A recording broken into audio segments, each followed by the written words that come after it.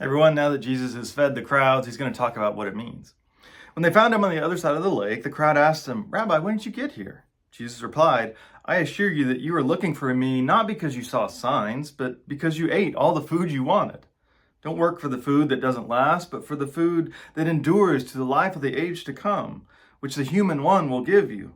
God the Father has confirmed him as his agent to give life." They asked, "What must we do in order to accomplish what God requires?" And Jesus replied, "This is what God requires, that you trust in him who God sent." They replied, "Well, what sign will you do so that we can see and trust you? What will you do? Our ancestors ate manna in the wilderness, just as it's written, he gave them bread from heaven to eat." Jesus told them, "I assure you, it wasn't Moses who gave the bread from heaven to you, but my Father gives you the true bread from heaven. The bread of God is the one who comes down from heaven and gives life to the world. Your ancestors ate manna in the wilderness and they died. This is the bread that comes down from heaven, so that whoever eats of it will never die." So today's showdown is Moses versus Jesus. Who will win the title of God's greatest witness? Side note, this is not meant to be anti-Jewish, right? This is an inter-Jewish debate. Jesus is Jewish, despite sometimes how we read this gospel. Now, this comparison, though, has really been there from the beginning. It's in the prologue. Moses brings the law, Jesus brings grace and truth. And there's actually a lot of little connections to Moses and the Exodus story all through this chapter. I mentioned in the beginning, it's near Passover, which commemorates the Exodus. We didn't read the story where Jesus walks across the lake, which is very reminiscent of Moses leading the Israelites through the waters. And then again, as even the crowds mentioned, there's providing bread in the wilderness. Like I said, the crowd's the one that makes the connection.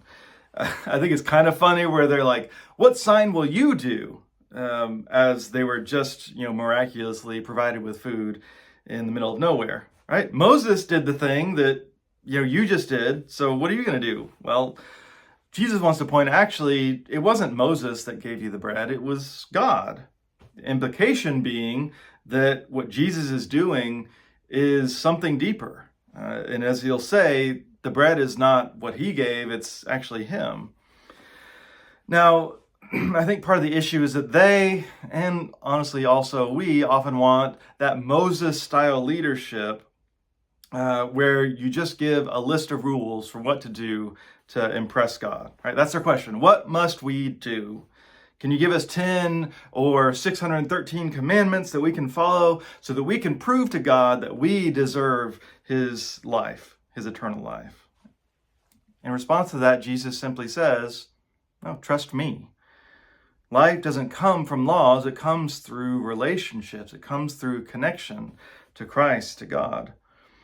Now, John's gospel is kind of tricky because there's not a lot of ethics to it, as in here's the things, the steps you need to do. He says to love as he does, but really you need to go to the other gospels to get that fleshed out, like the Sermon on the Mount, for example.